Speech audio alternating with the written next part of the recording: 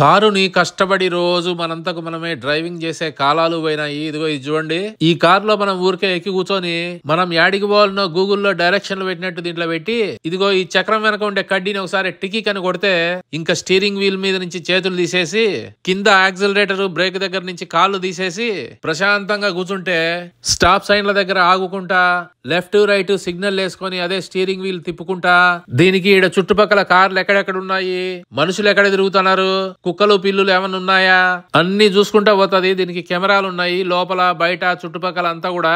Traffic rules పాటించుకుంటా ఈ stop sign దగ్గర ఎవరు ముందు వస్తే వాళ్ళు ఫస్ట్ పోవాలి.